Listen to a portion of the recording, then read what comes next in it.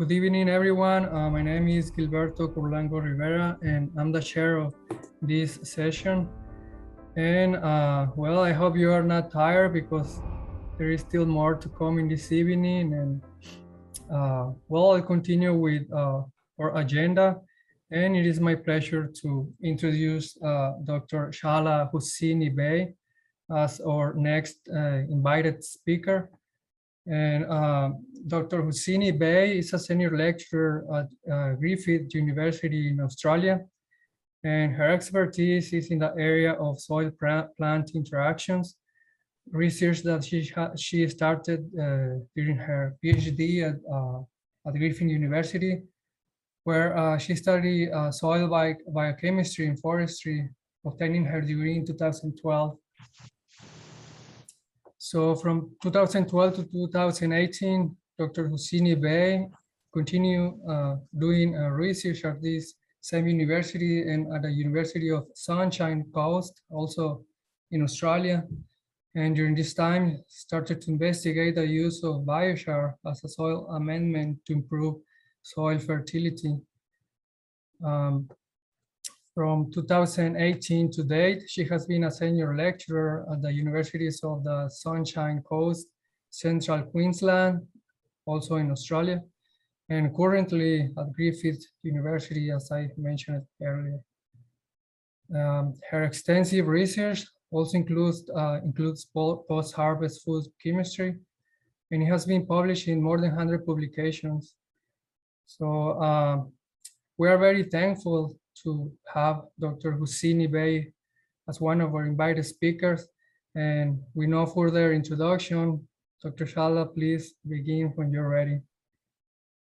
Well, thank you very much for the introduction. You've done a great job. So, good day, everyone. And this is my absolute pleasure to present my research about biochar today. And also, as I mentioned, it is one of my greatest disappointment that I couldn't be in Mexico in person. Hopefully, after COVID, I will have an opportunity to come and present again in person.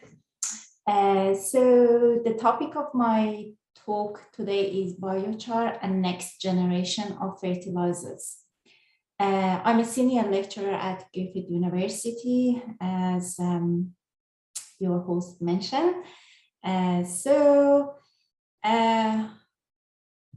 My research focuses on three main areas: soil health, mainly on biochar, development technology, and then horticulture and agroforestry, mainly in Australia and Pacific. And also, I'm very interested to use hyperspectral imaging technologies to predict food quality, mainly because to prevent food loss. So they look a little bit scattered when you see these photos, but all of them have the same objective: sustainable food production and food security. So today I only focus on my research on biochar. Hopefully there will be opportunities to talk about other research areas in the future.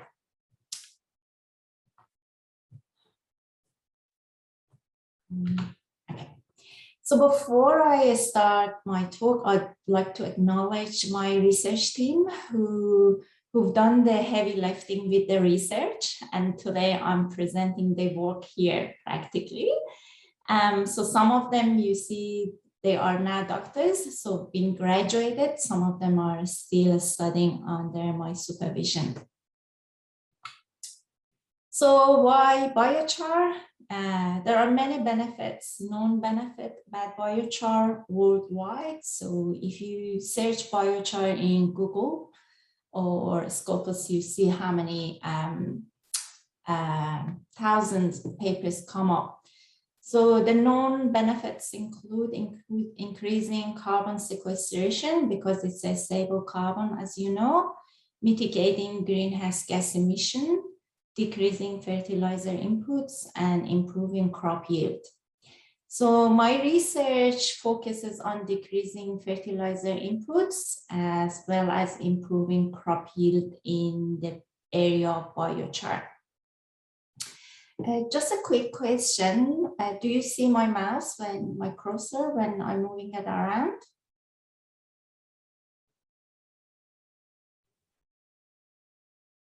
Gilberto?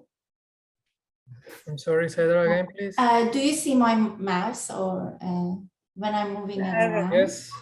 Yeah, that's good. So I want to use it as to point the stuff in my talk. Okay, awesome. Thank you. So I take you into a journey of my research when I started my work with biochar back now almost 10 years ago. So at the beginning, so I'll present you a few case studies. The majority of them are published, and I'm happy to share my slides later on if you are interested.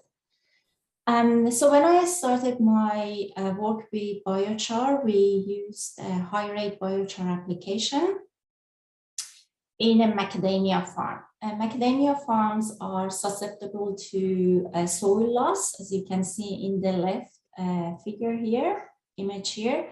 So the roots become very exposed, and they are not, after a while, the farms are really in trouble in terms of keeping up with the soil fertility.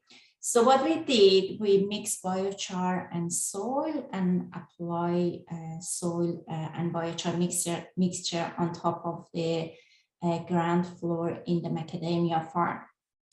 So as I said, I started with 10 ton and 30 ton per hectare of biochar application. So what happened with the nitrogen cycling? The main research I started at the beginning, it was focusing on nitrogen cycling. And so when we looked at the dynamic of inorganic nitrogen in the soil over 24 months, we can see within the first 12 months, we didn't see any effects of biochar on inorganic nitrogen. But as soon as it was month 12, a year after biochar application, we saw a significant increase of nitrate concentrations in the soil. And we did a lot of experiments to understand the mechanisms driving increased nitrate in the soil at the time. And we found that it was mainly driven by increased nitrate residence time in the soil. So practically preventing nitrate leaching in the soil. And as you can see here, there is a line, a blue line here. And after 18 months, even the biochar plots, they had nitrogen available for the plant uptake over the concentration that plant needed practically. So it was excess nitrate available. And then we did a calculation at the plots at 30 ton per hectare. The farmers could save about 56% nitrogen input because, well, they didn't need to. And also in 10 ton per hectare, about 17% fertilizer input could decrease. So it was really good to see how biochar affects, and then you can decrease your fertilizer inputs. However, the problem is farmers, they don't have that real-time soil nutrient measurements to decide how much fertilizer to apply at the time. So that's the issue. Another issue needs to be addressed in other research areas. So, and then my next question was, is there more into nitrogen story? Yes, of course. So at the time, I had a PhD student, Nian. She did a great job. I asked her to undertake a meta-analysis. So as you can see, she collected about 900 data points for nitrate and about almost 900 data points for ammonium as well. As you can see, biochar application decreased about 10% of ammonium and nitrate concentration in the soil, okay? So we needed to dig more into the data set and see what's going on. Well, it wasn't surprising to see the 95% of cases that we had in the data point, they were biochar, the biochar was applied only 1 year. So the studies weren't from long-term studies. The majority of the studies weren't from long-term studies. I mean, we knew that if you apply biochar into the soil, it can immobilize nutrient for a while and then it releases gradually. So this is how it works. I call it like a sponge. So as soon as you apply it into the soil, it preserves soil moisture and also hold on into nutrients and releases gradually when the time is right for that one. So the other point that we figured out from the meta-analysis was that if you are planning to apply biochar and afterwards you planning to plant crops that they have life short span, like herbs in garden, you need to it's better for you to apply biochar a month before you sow your seeds in that soil. What about yield? So my next question was, okay, we see a lot of research again out there. They're saying biochar decreased yield or had no effect on yield. So again, another meta-analysis. If you look at my profile, you see how much I love meta-analysis. They are amazing to answer many questions, especially if you have results available that they are contradictory and you don't know how you want to interpret those contradictory results. Okay, another meta-analysis. It's under review. Well, as long as you have biochar in the soil, you should be able to see increases of the yield. So the longest study that we found, it was between 5 and 6 years after biochar application. And you can see here, and we grouped them together because there are not many studies available over 4 years. And you still see it was an increase in biochar, in crop yield after biochar being in the soil for 4 or 5 years. It would be interesting to see, to undertake another meta-analysis in 5 years' time when more long-term studies are available. What else we found? So practically what you do after your biochar application, it matters. So for example, you can see here in this figure, if you apply biochar only in your soil, you see about 25% increase of yield, which is very close to inorganic fertilizer. It's about 22%. Whereas if you apply your biochar and then you add your fertilizer into soil, you see about 35% increase in yield. So it is another 10% of an increase of yield, 10 to 15% increase of yield after biochar application, which can be significant if you are managing your farm and it's a big farm, and over time, if you put a dollar value on that one, it is significant.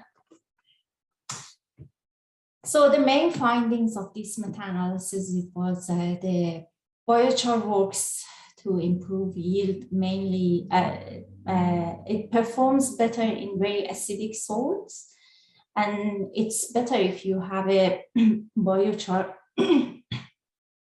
excuse me, that has low carbon nitrogen ratio between 10 and 100, and also prepared under pyrolysis temperature of 400, between 400 and 500. So this was a summary of that one, the meta-analysis.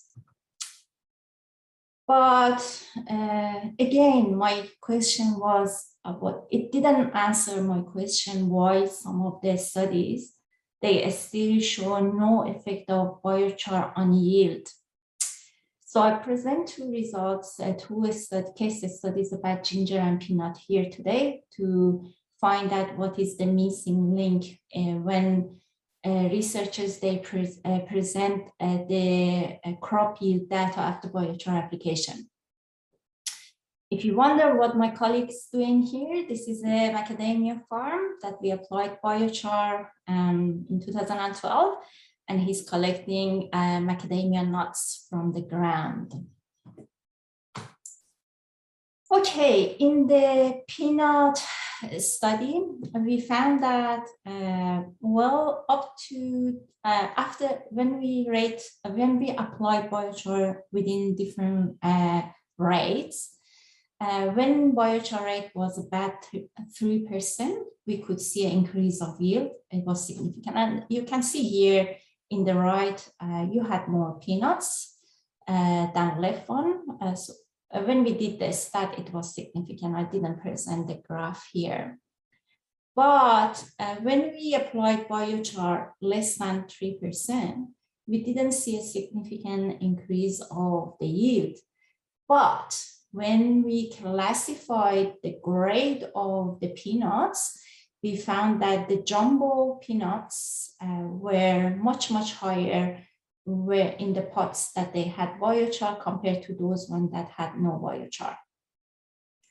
What it does mean for farmers, it means that they can sell those peanuts in a higher price. So the presence of biochar improve the grade of the crop, so the farmers could sell it in a higher price. So it means more income for farmers, okay? And same story about ginger. You can see on top figure here, there was no significant differences in yield between biochar applied soil and organic fertilizer.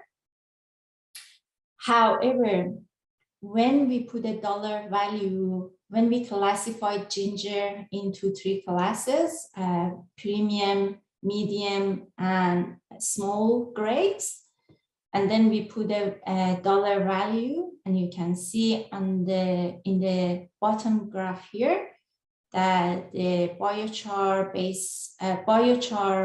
plots, they produce more premium gingers. They were huge. So it means that the farmers could sell it in a higher price and earn more money. So practically this was a missing link in some of the studies.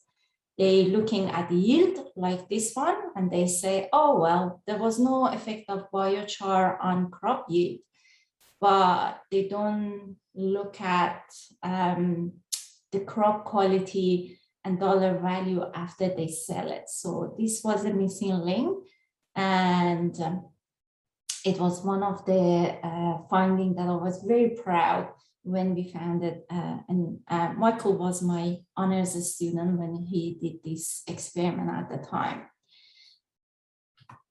So yeah, biochar can be applied at low rates. As you could see, as long as you have a biochar in the soil, something is happening with your crop, whether it increases in your crop yield or it affects on your crop quality and you earn more.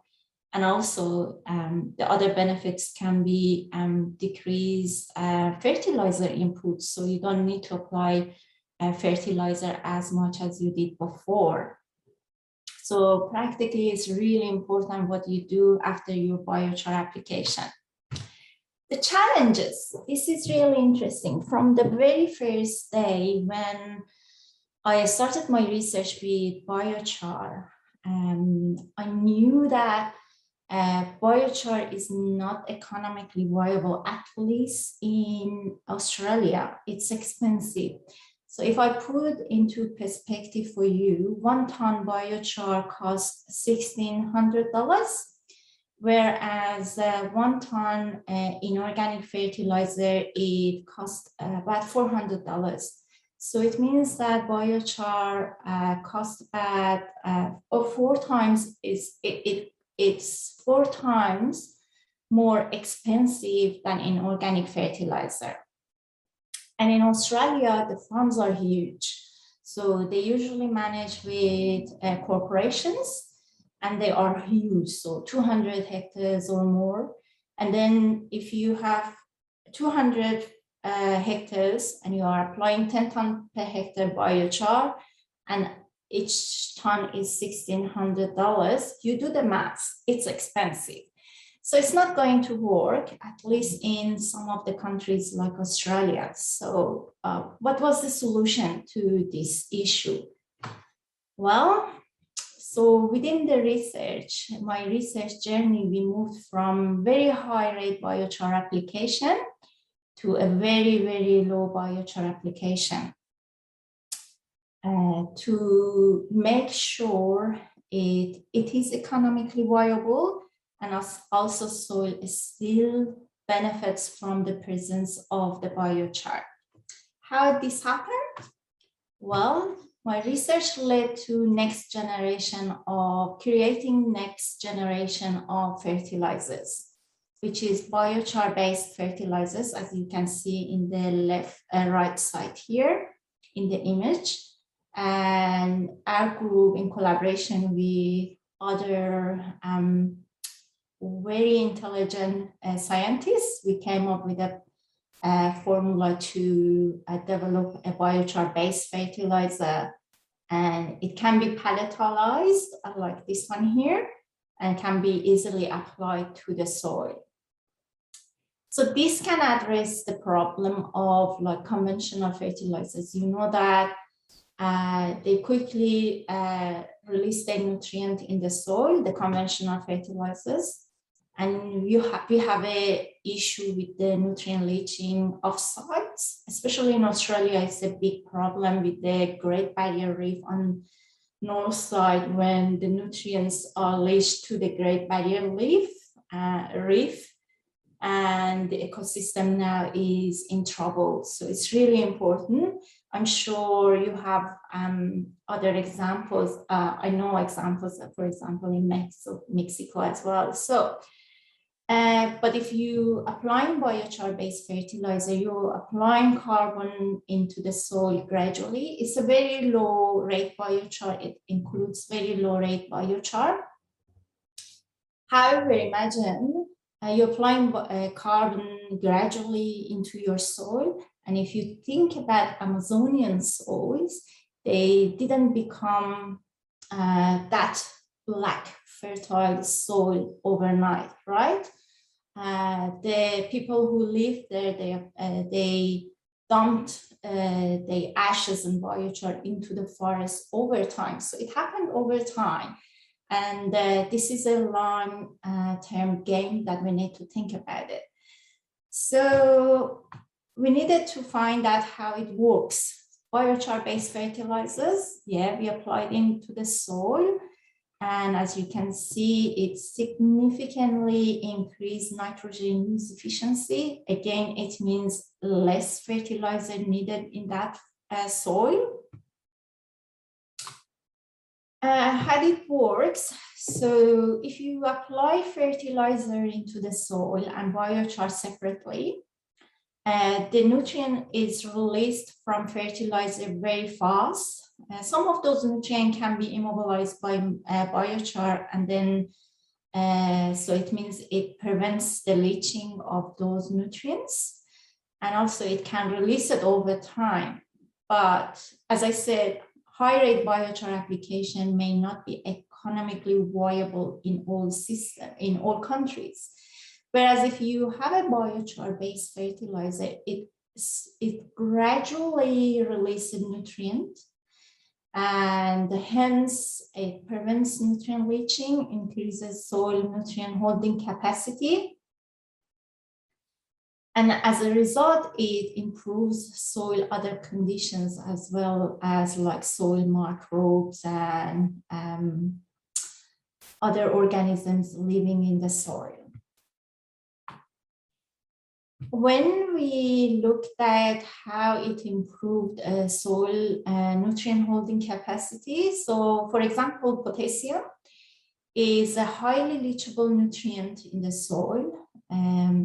So in this experiment, you can see here, it was 2 years after biochar-based fertilizer applied into the soil. So it was 2 years. And within these 2 years, we didn't reapply anything to the soil. And we planted ginger, turmeric, and ginger. So it was the third growing season. And you can see here in the B grid, you can see that the concentration of potassium was significantly higher than control or organic fertilizer in the biochar-based fertilizers. And then if we look at the foliar potassium, at week 30, when the plants were almost ready to be harvested, so we could see that still the foliar potassium concentration in biochar-based fertilizer was significantly higher than control or even organic fertilizer. So it means that the presence of biochar-based fertilizer in the soil increase the nutrient holding capacity of the soil, and also it increased the capacity of the plant to assimilate potassium. And one of my colleagues, they are working on root studies, how they perform in the presence of biochar-based fertilizers. And it's really amazing. It changes things around in the rhizome area, rhizosphere area.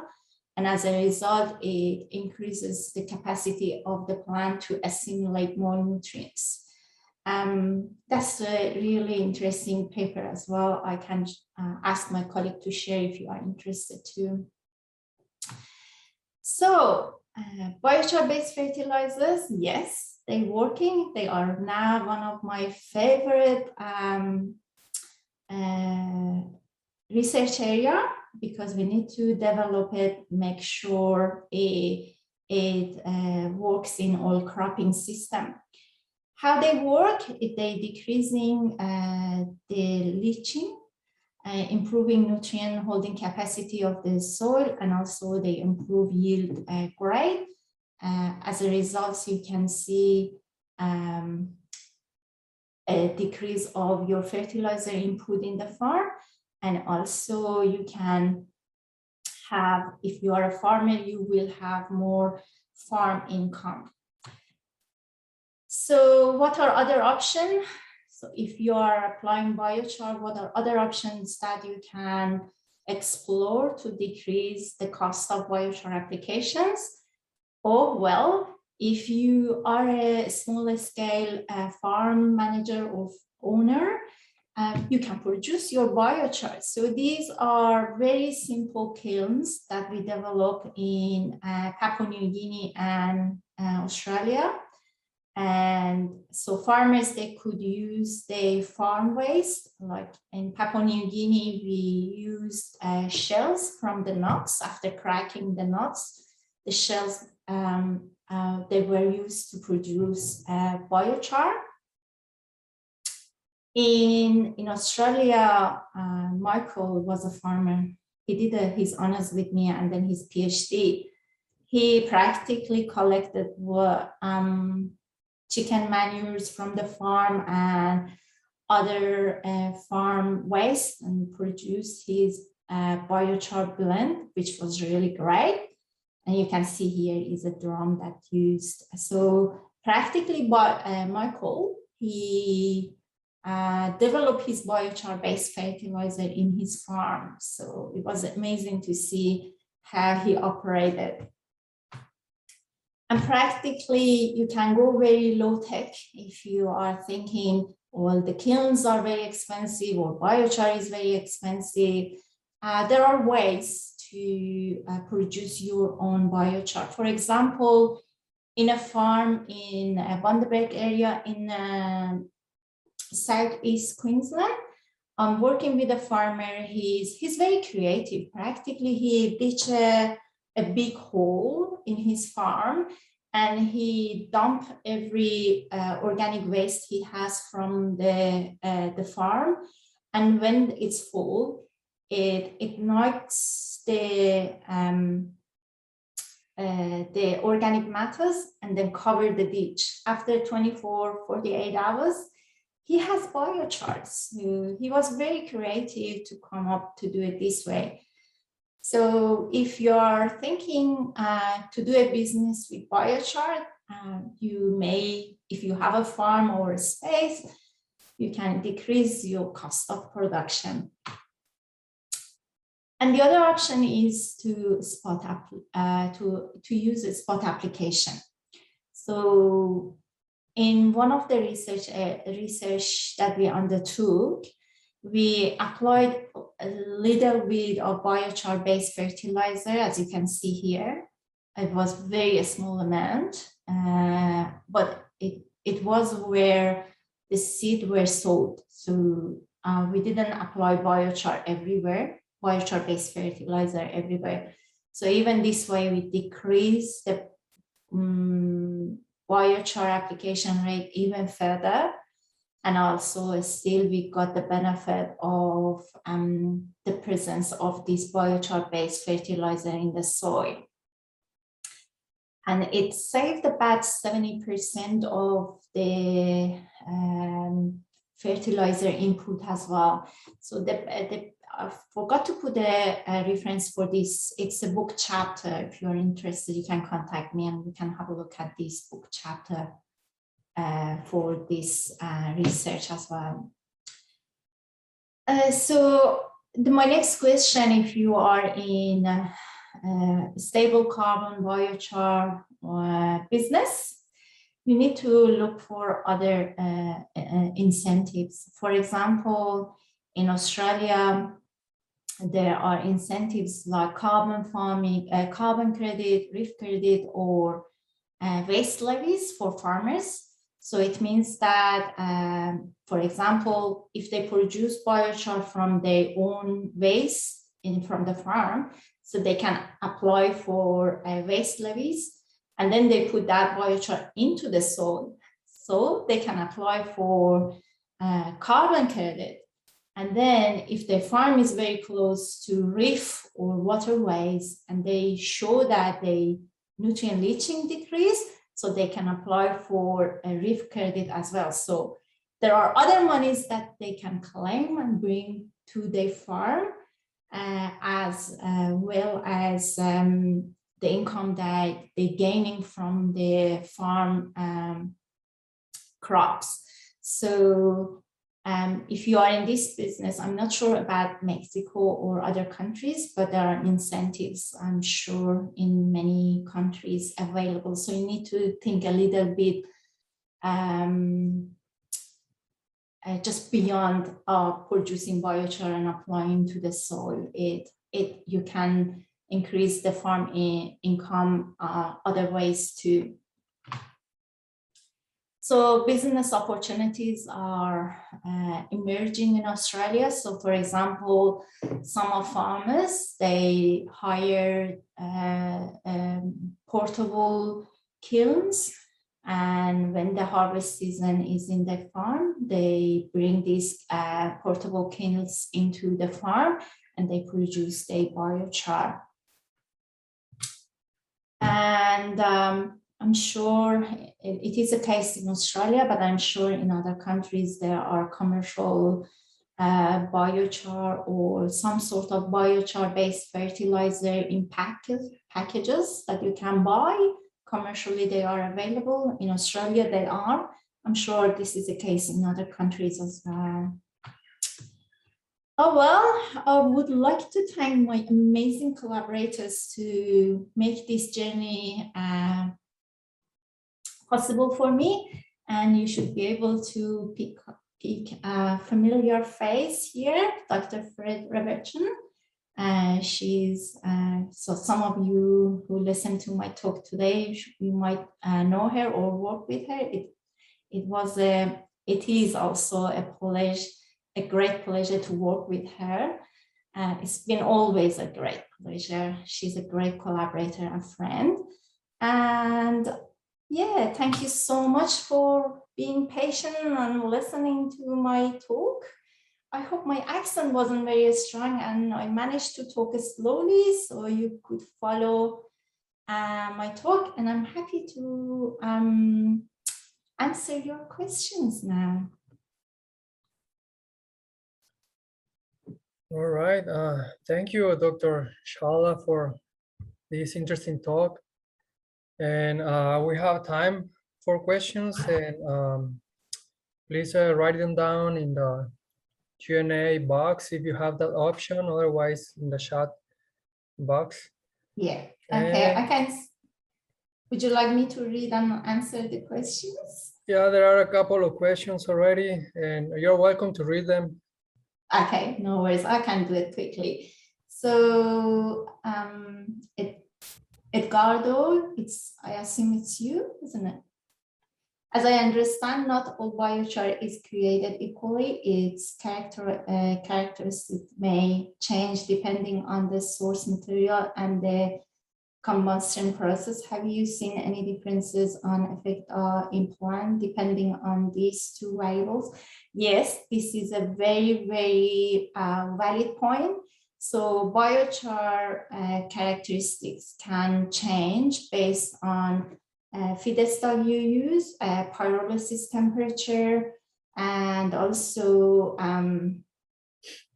the soil, what sort of soil you use, okay? So the very first biochar that I used in macadamia farm, it was a wood-based biochar. So practically it didn't have any nutrient content to be released over time.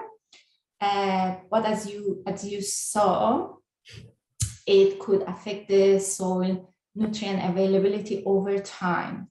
So, and then meta-analysis, they show that the presence of biochar can benefit your soil. So the benefits might be in different ways. For example, maybe it's just keeping the water in your soil, so helping your soil microbes to transfer nutrients.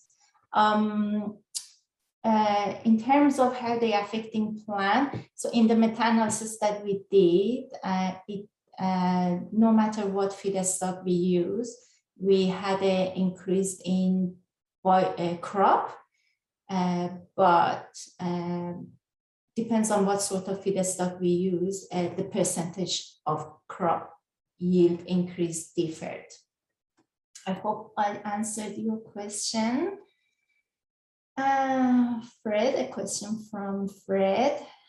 Have you investigated this biochar-based grade improvement for your studies with nut trees in PNG? No, we haven't yet. So we haven't studies, we haven't done anything with the tree crops yet. So Maria says, since that making biochar is very easy, is that possible to have a sustained source and then reduce the cost to make it? To have a sustained source, and I don't really understand. Maria, do you mean that if you have a source, like if you are using your farm waste, then you can decrease the cost? That's correct, but I'm not sure if I understood your question correctly. Apology, but if I haven't, please feel free to email me, or you can ask question again. I'm not sure if you can. I think she's referring to have a reliable source that you can depend on it, maybe. Yeah. Oh, okay. Well, I say yes because the biochar that I used, it was a waste from furniture company. So definitely that would be case where you find your feedstock and how cheap they are. Can the combustion for biochar and cooking or any other use of energy be coupled? Definitely. So the question is, can we create a kiln that they are multi-purpose? Yes. So there are a lot of, so for example, in macadamia post-harvest processing, the kiln that they design, what happens, the kiln produce biochar, but also it produce gas and also it produce heat. The gas is collected to be used for electricity production. The heat is used to dry up nut in shell samples. So it's a definitely way to go if you have a big company and you want to use the heat from your ovens or kilns. In relation to greenhouse gases, is the production of biochar expensive? As I mentioned, it is expensive in Australia because it's not just the production, and afterwards is the transport from where they produce to the farms. The transport costs and labor costs are very high. As a result, it becomes very expensive.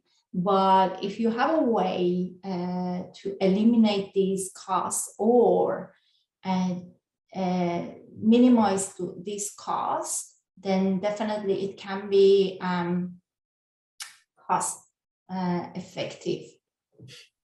What else? Fred mentioned, okay, you mentioned that biochar-based fertilizer make huge changes in rhizosphere through improved nutrient absorption. Are there any studies about the effect on rhizosphere microbes? Yes, Fred, there are. So I'm sure Joey has publications in terms of how they affecting microbes. I'm happy to find it and email you. We haven't done, in my group, we haven't done microbes yet, but I'm sure Joey has. He's done it in his group. Any more questions? They were very good questions. I was very pleased. Yeah, thank you for all those questions. And yeah, I have a couple of questions too. And, sure. And actually related to Frederick, last question about the effect of this biochar on microorganisms. I was thinking if there are any study about using biochar as a vehicle to introduce beneficial organisms in the soil. We know that yes. this is not easy to inoculate soil with beneficial organisms, and I was wondering if there is any study about it. I haven't done it, but I've seen papers that they've done it and they are really good. So when I was doing my meta-analysis, I had to eliminate those studies because they weren't much available, but I was curious and I looked at the findings and it really worked and it was really good. I was pleased to see how they interacting with the inoculations and improving soil condition in that area. So definitely there are papers. You can see and refer to those ones. Okay. And also related to that, but a little bit opposite. I know that in order to produce biochar, high temperatures are involved, right? But is there any risk of introducing a pathogen? Because this biochar is from plant material, right? So is there any risk to introducing any plant pathogen to your crop?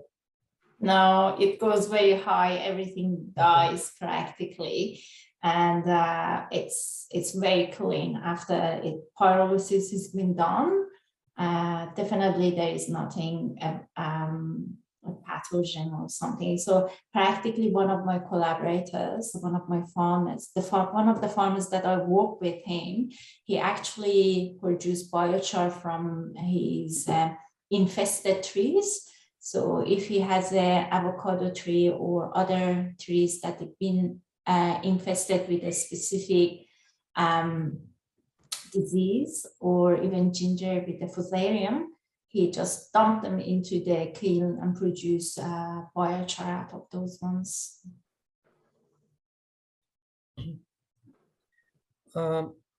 You mentioned that not always there is a higher yield using biochar, but I liked that you measure the quality of the produce, and nowadays that's very important, especially, and I think developing countries is getting to that.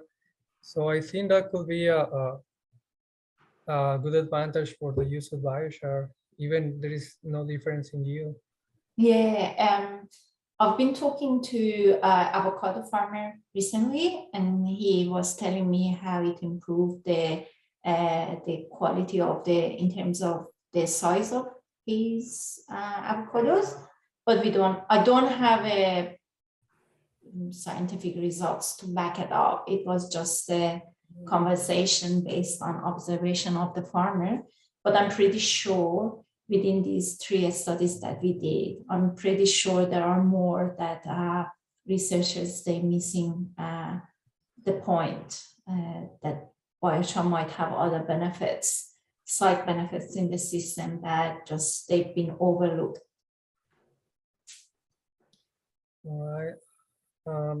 We have another question or comment regarding the question previous to my last question about the organisms, pathogens in biochar. Dr. Carrillo, she's asking about viruses, specifically. Let me. Tomorrow virus. I'm not a microbiologist, sorry. I don't really know about those ones. Yeah, well, if you have a knowledge about a virus that can resist, yeah, I'm not a microbiologist, and I'm sure we can do a little bit of more research on that area. But I agree, some organisms, they are resistant to high heat or even very, very low temperatures, and they can survive. But some of the bacteria that I know, for example, in the farm that they had a problem, they didn't have, they used it to produce biochar and the pathogen didn't survive.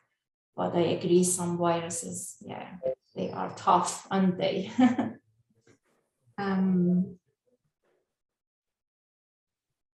Maria asking, what about spores producing pathogenic bacteria? Don't know. Similar. Yeah, I'm not microbiologist, sorry. So what is the highest temperature that this process can reach? Depends on what you want. It can differ between 250 and even I've seen 800, 900. Depends on what sort of kiln you would like to develop for a specific purpose. You can request for a specific temperature, but the good ones are between 400 and 500 in terms of yield. What personally I prefer is to mix biochar which been produced in low temperature and high temperature. So the low temperature was about 350, 400. They have more labile carbon. They promote soil microbes. Whereas the ones produced in higher temperatures, like 500 or 450, they contain less labile carbon, but they are more stable, so they can complement each other in the soil. I prefer, if you're going for biochar, and if you have an ability to source biochar, I would prefer for you to think about using a mixture of low and high temperature biochar. Okay. So Louise asking, would you say the results obtained with biochar are better than those with compost or other organic components? No, as you could see in meta-analysis, they were almost similar in terms of, for example, increased crop yield. However, what is the difference between biochar and compost or other organic matters like mulch? If you apply it to soil, after a while they get mineralized and you have to reapply. Whereas if you apply in biochar, it stays in soil. It's a stable carbon. But as you are aware that a lot of compost, some of the research has been done, they compost with biochar. So this way they activate biochar, and also they have a better compost, which has a higher nutrient holding capacity compared just compost. I'm not against any other organic amendments. I love everything that improves soils, but my life has been sort of bound with biochar. Welcome. I think this was the latest question that I had. Very good questions. I'm very pleased to have those questions, to have audience who are engaged with the speakers. It's really good when you are presenting online. Always you think you're talking to monitor. Okay. Well, actually, I have one last question, if you have time. And yes, it's about the differences in response to biochar from different plants. I have read that some C3 plants have a positive response to biochar compared to C4 plants. Is there any reason for that?